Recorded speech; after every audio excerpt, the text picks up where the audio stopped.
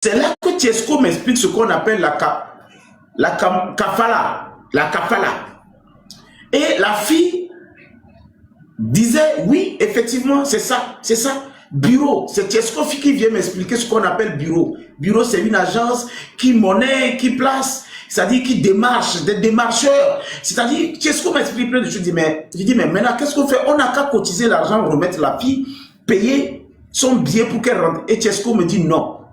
Il faut que j'aille d'abord informer les autorités de mon pays de la situation de la fille, afin qu'on puisse prendre des dispositions pour sécuriser la fille. Je dis, mais on a besoin d'argent. Il faut qu'on cotise d'abord l'argent et après, j'irai voir comment on appelle les autorités. Tiesco a dit non.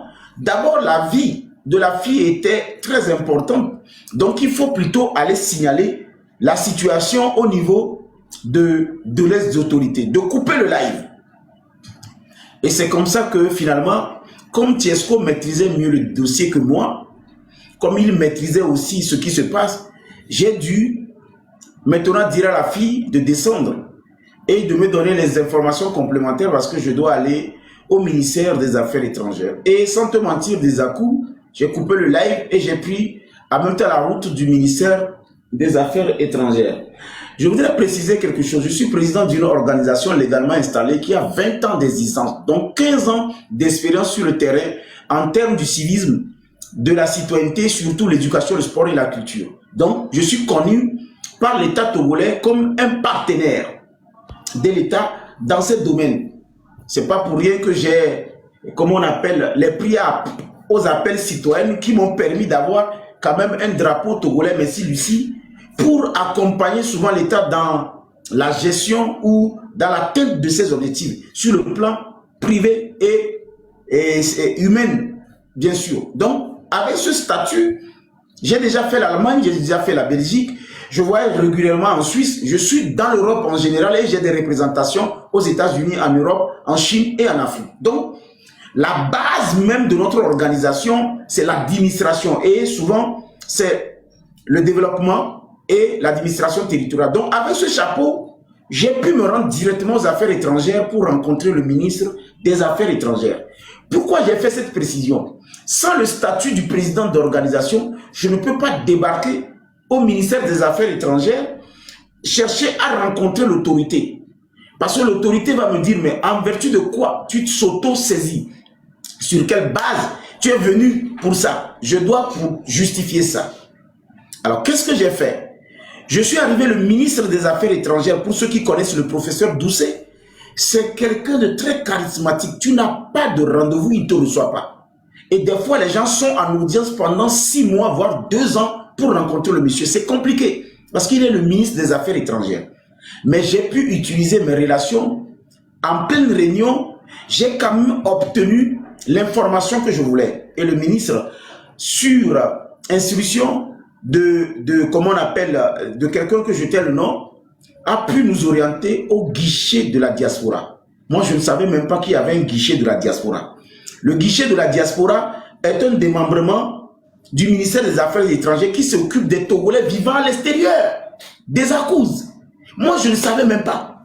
C'est-à-dire, il y avait un guichet de la diaspora qui s'occupait des Togolais vivant à l'extérieur. Dans la diaspora. Dans la diaspora. Voilà comment je dois normalement être fier d'avoir fait tout formellement, parce que si je n'avais pas l'accréditation, je n'avais pas un récépissé, je n'avais pas un titre officiel, je ne pouvais pas jouer ce rôle. On va me refouler comme un malpropre. Et tout finalement, je me suis retrouvé au guichet de la diaspora et étonnement, on me reçoit sans audience.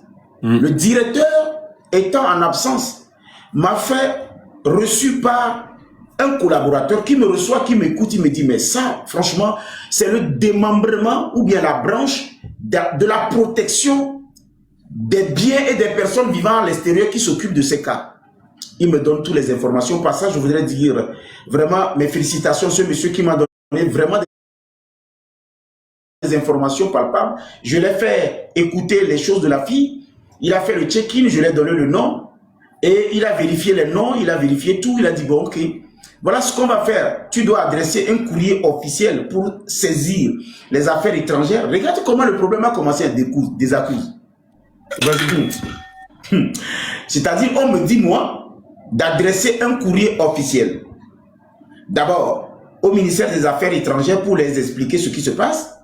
Et ensuite, le ministère des Affaires étrangères va s'auto-saisir du dossier et va le renvoyer au guichet de la diaspora. Je dis, mais mes amis, moi, je n'ai pas le temps. Parce que là, nous avons une urgence. Pardon? Non, vas-y. Nous avons une urgence.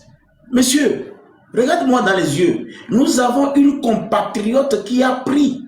Je parle du monsieur qui m'a reçu au guichet de la diaspora. Hein. J'étais en train de lui dire, monsieur, nous avons une compatriote qui a pris les risques de monter sur un panel du Parlement. Pourtant, le Parlement est suivi par beaucoup de monde. Donc, vous me voyez en train d'adresser un courrier, attendre cette lenteur administrative pour que vous donniez suite un jour. Et si jamais la personne meurt, je vais faire comment? Ah non. Ici, là, ce n'est pas une histoire de courrier, c'est une histoire de coup de fil. Dites au ministre des Affaires étrangères de contacter son homologue. Et d'abord, est-ce que nous avons un consulat de l'autre côté? J'étais en train de me... C'est-à-dire, le monsieur dit non, mais eux, ils ne peuvent rien. Merci, Lucie. Ils ne peuvent rien parce que c'est les dispositions, c'est les formalités, c'est comme ça. Je dis, mais attends, il y a des exceptions dans chaque chose. Mais la dame, si nous faisons tout ça, nous adressons un courrier, elle meurt. Je vous tiendrai responsable. Et j'ai commencé déjà par citer la responsabilité si jamais rien n'arrive. Si jamais je pars d'ici, on apprend que notre soeur là n'est pas rentrée. Si quelque chose l'arrive, je vous tiendrai responsable. Mais vous me connaissez. Je vais retourner sur les réseaux sociaux, dire que je vous ai raconté, vous avez fait ceci. Mais cette fois-ci, je vais appeler directement le président du conseil, Fort Essos Mlanya Simbe, qui est le papa de tous les Togolais à intervenir là. Il a commencé par maintenant me dire non. Ce qu'on va faire, si je ne peux pas le faire, il peut me mettre en contact avec quelqu'un qui va tout de suite écrire la lettre. Nanani, nanana, lui il travaille avec les ministères des Affaires étrangères, ça va aller vite. Je dis, bon, donne-moi le numéro de la personne. Il me donne le numéro de la personne et c'est comme ça, finalement, que je suis descendu. Quand je suis descendu, vous étiez en live, je pense. Je ne sais pas si le jour-là, tu étais en live avec Tiesco. Exactement, j'étais en live. Moi, je ne vous connaissais pas. C'est Tiesco qui m'a présenté.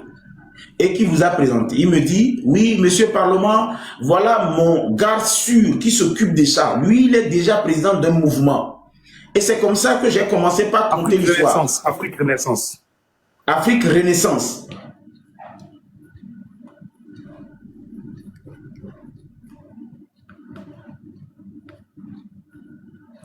Et là, le président du mouvement Afrique Renaissance a commencé par discuter avec moi. Je l'expose depuis le guichet de la diaspora. Et tu me disais, mais c'est beau ça. Et tu es bien habillé, on a rigolé, machin, tout ça. Je ne sais pas si tu te rappelles. Je me rappelle très bien, je me rappelle très bien. Et c'est comme ça que j'ai fait ta connaissance. Et tu vas remarquer que quand tu avais pris la parole pour m'expliquer le kafala, c'est là que le monsieur qui m'a reçu est revenu me dire, on me demande de remonter. Vous vous rappelez? Vous vous rappelez, j'espère. Oui. Allez-y. Et j'ai coupé. Comme c'est une histoire, je veux pas trop te couper pour que ça soit bien. Merci. Voilà. Et c'est comme ça, d'accord, j'ai compris. Donc c'est comme ça que je coupe maintenant le live avec toi et je réponds. Quand je suis remonté, j'ai été reçu. Écoute-moi bien. Des accords. J'ai été reçu cette fois-ci par la directrice des Togolais, c'est-à-dire la directrice de la branche des protections des biens et des personnes vivant à l'extérieur. Une dame charmante qui m'a expliqué la chose, qui a d'ailleurs dit qu'elle me suit sur les réseaux sociaux, que je fais du bon boulot. Elle est abonnée sur le Parlement. Elle m'a dit qu'elle a l'habitude de me suivre, que c'est franchement du bon travail. Et c'est elle qui m'explique ce que c'est que les 2000 $. Avant, je ne comprenais pas pourquoi elle devait payer les 2000 $. Et c'est elle qui me dit qu'on est obligé de payer les 2000 $, même si aujourd'hui, nous pensons que ce n'est pas de l'argent qu'on va payer, que les Libanais, ils ont leur politique et c'est comme ça. C'est d'ailleurs pourquoi nos sœurs vont passer par le Ghana pour aller là-bas. Pourtant, le Togo avait demandé à chaque Togolais, si tu veux quitter le pays pour aller travailler quelque part, ce qui est un droit constitutionnel, Il faut que tu puisses nous montrer qui t'emploie, où tu vas, les règlements. C'est-à-dire le Togo a mis les garde-fous pour que aucun ou bien aucune Togolaise ne quitte le Togo pour aller là-bas et se faire maltraiter. Donc, on doit payer les $2000 parce que c'est les dépenses qu'a occasionné les démarches pour renvoyer la fille du Togo au niveau du Liban. Donc, c'est là que j'ai compris qu'il faut vraiment payer les $2000. Et elle m'explique que effectivement, même si nous voulons aujourd'hui, même si le ministre appelle, on ne va jamais libérer cette fille sans qu'on ne paye les $2000 et que son passeport serait sûrement gardé par sa patronne qui va le transmettre finalement au consulat là-bas pour garder au cas où elle veut partir. Et c'est comme ça que je suis revenu le soir allumer un live et Tiesco, elle me dit qu'il va mobiliser les gens. Je appellerai toujours le nom de Tiesco parce que c'est lui qui me dit qu'il va mobiliser les gens. Et j'étais surpris qu'on coupe le live. À 2 heures déjà, je reçois plus de 6 appels en absence. Le lendemain, je me réveille, c'est 7 appels en absence. Vers 11 heures, j'appelle Tiesco, il me dit non, non, non, non, il y a un Libanais qui est prêt tout à l'heure à payer. Voilà là où les problèmes ont commencé. Je dis bien, après je pense qu'ils sont en train d'enregistrer. Il me dit, il y a un Libanais qui est prêt tout à l'heure à prendre en charge tout, le bien et la caution. D'envoyer les informations, lui il va l'envoyer. Je dis non. Moi je ne t'envoie pas les informations de cette fille. Pour que tu envoies à qui? C'est qui? D'abord, la fille a eu confiance en moi, je n'envoie l'information de personne à personne. Donc, soit on vient en live, on discute en live, on discute des tenants et les aboutissants, on règle le problème en live, mais moi, envoyer les informations d'une compatriote qui est de l'autre côté, après ce qu'elle m'a dit, à quelqu'un qui s'apprête à je ne le ferai pas. Donc, dans nos discussions, il y avait de la tension. Et Tchessoa a haussé le ton, parce qu'on était en appel vidéo. Non, moi je suis dans une lutte. Nanani, nanana, si tu ne peux pas donner le dossier, si tu ne peux pas donner le dossier, on laisse tomber. Nanana. Des tas d'histoires. Je dis non, mais Tiesco, moi je suis un administrateur. Je ne te donne pas une information si nous ne revenons pas à la place publique pour situer les responsabilités. Sur quelle base moi je vais te donner les informations?